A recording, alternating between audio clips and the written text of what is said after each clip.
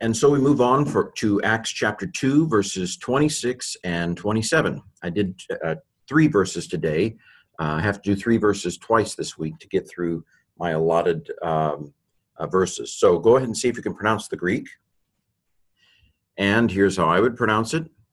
Dia tuto euphranthe he cardia mu kai egaliasato he glossamu eti de kai he sarxmu kataskenose epelpidi, verse 27, hoti uk enkatalepses.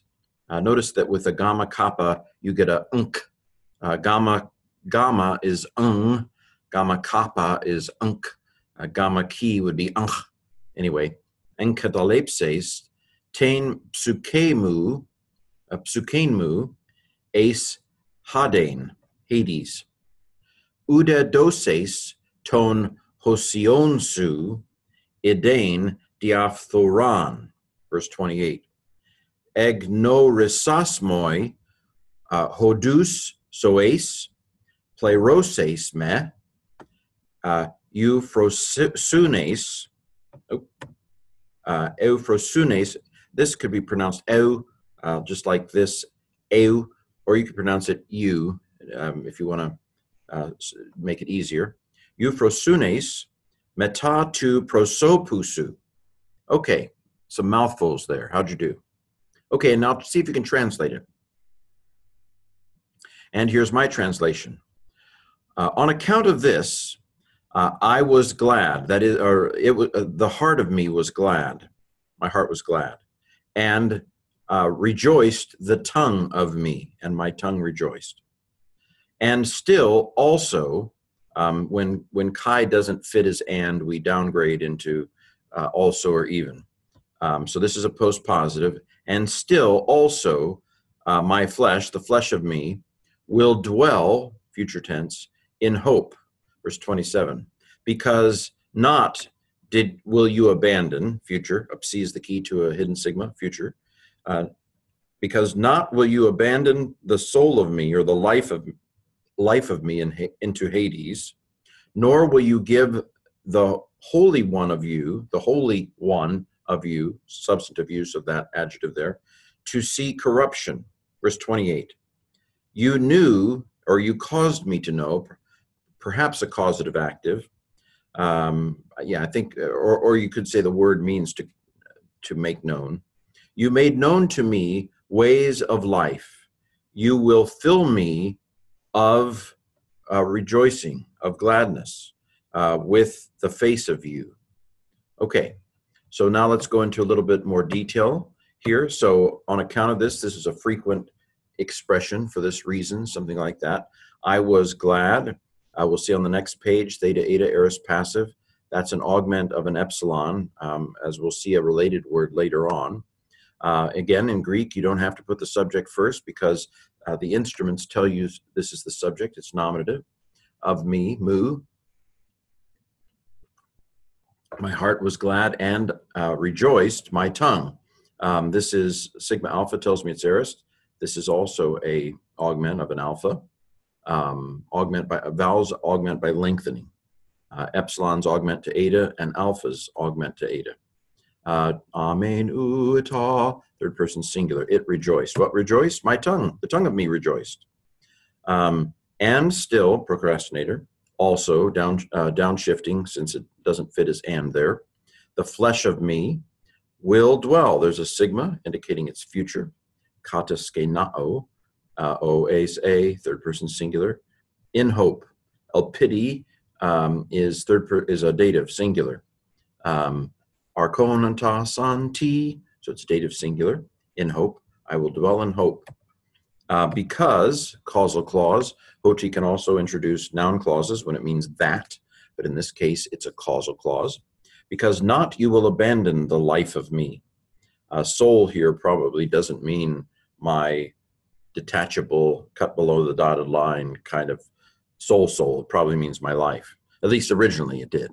Now maybe Luke and Peter's Luke are thinking soul. I'm not sure, but in Psalm 16, it's thinking, you won't abandon my life. You won't abandon my life into Hades. You're not going to let me die, I think is the sense of the original psalm. Up C is the key to hidden sigma, so we have a future here. O, ace, second person singular, future active indicative. You will not abandon the life of me into Hades, nor will you give the Holy One of you to see corruption. 6 out of 7 infinitives end in I. The 7th infinitive ending is ain. And then the id there is the aorist of to see, like video game, horao. And so it means to see. It's an aorist active infinitive. Diaphoron, corruption. Okay, let's continue. You made known to me, you caused me to know, or maybe that just means to make known. You made known to me ways of life. You will fill, future, there's a sigma saying it's future, O, a, second person singular. You will fill me of gladness. Notice that euphrosunes, there's euphrano,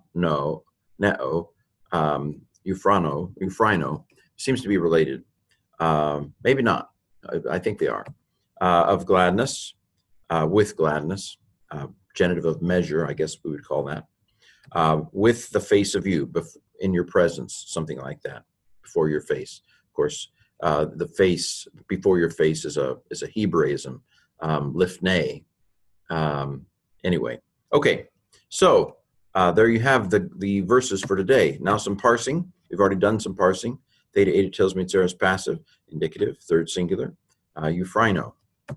Again, the sigma alpha tells me it's aorist, but amenuta is a middle or passive ending, and because theta eta is what we do for aorist passive, it must be aorist middle. That's an augment on the front of agaliao, which is a very ugly word. Okay, kataskenose, the sigma tells me it's future. O, a tells me it's active, third person singular, indicative.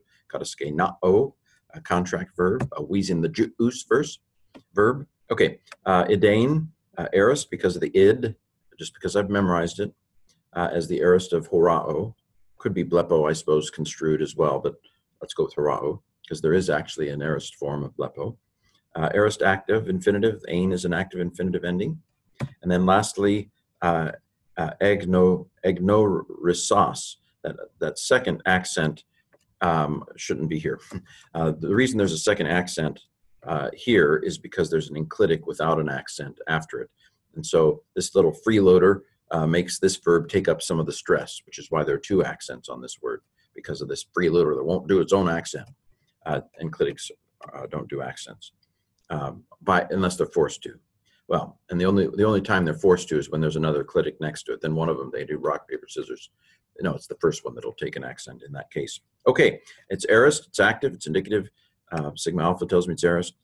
The sigma tells me it's second person singular from gnoridzo, and our pain for the day, or no, our delight for the day is now at an end.